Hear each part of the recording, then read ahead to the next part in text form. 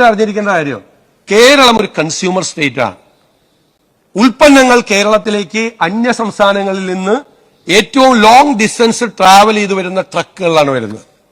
ഡീസലാണ്. പെട്രോളിനെക്കാളും കൂടുതൽ കൺസംഷൻ നടക്കുന്നത് ഡീസലാണ്.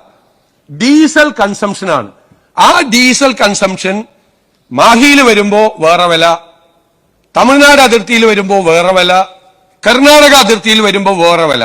വലിയ വില വ്യത്യാസം കേരളത്തിൽ ഉണ്ടാകുമ്പോൾ എന്ത് ചെയ്യും? ഈ ട്രക്കുകൾ അവർ ഫുൾ ലോഡ് സംസ്ഥാന അതിർത്തിയിൽ നിന്ന് ഫില്ല് ചെയ്തിട്ട് വരും, ഫുൾ ലോഡ്. അപ്പൊ ഞാനൊന്ന് പറഞ്ഞു, ഇതിന്റെ നിങ്ങൾ ഈ 2 രൂപ കൂട്ടിയപ്പോൾ നിങ്ങൾക്ക് ഒരുപാട് നികുതി നഷ്ടം ഉണ്ടാവും. കാരണം ഡീസലിന്റെ കൺസംഷൻ കുറയും എന്ന് പറഞ്ഞു.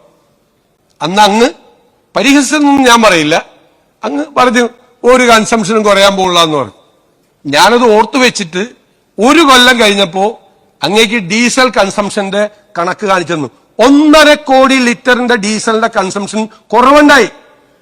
1.5 കോടി ലിറ്റർ. തെറ്റായ തീരുമാനമായിരുന്നു ആ സെസ് കൂട്ടാനുള്ള തീരുമാനം. അന്നത്തെ കാലത്ത് തെറ്റായ തീരുമാനം.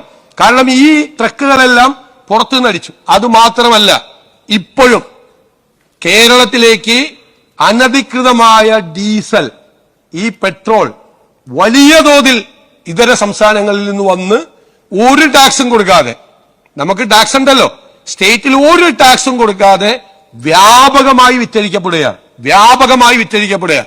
അത് തടയാനുള്ള അതിശക്തമായ നടപടികൾ ഈ ഗവൺമെന്റ് സ്വീകരിക്കും. ഒരു സംശയം അക്കാര്യത്തിലില്ല. അങ്ങയുടെ കാലത്താണ് ഈ അപകടം മുഴുവൻ ഉണ്ടായത്.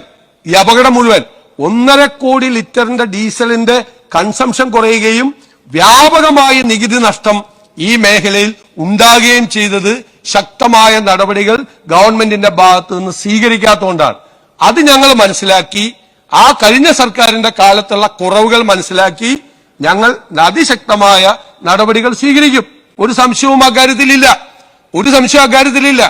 അതുകൊണ്ട് ഇപ്പോഴുള്ള കാര്യങ്ങൾ, ഈ കാര്യങ്ങളെല്ലാം പരിശോധിക്കണം. വിലവർദ്ധനവ് തടയുന്നതിന് വേണ്ടിയിട്ടുള്ള നടപടികളാണ് സ്വീകരിക്കാൻ ഫസ്റ്റ് പ്രയോറിറ്റി. ഗവൺമെന്റിന്റെ പ്രയോറിറ്റി അതാണ്. വിലവർദ്ധനവ് തടയാൻ, ഈ നാണ്യപ്പെരുപ്പം കുറച്ച് വിലവർദ്ധനവ് തടയാനുള്ള നടപടികൾ സ്വീകരിക്കുക എന്നതാണ് സർക്കാരിന്റെ ഫസ്റ്റ് പ്രയോറിറ്റി.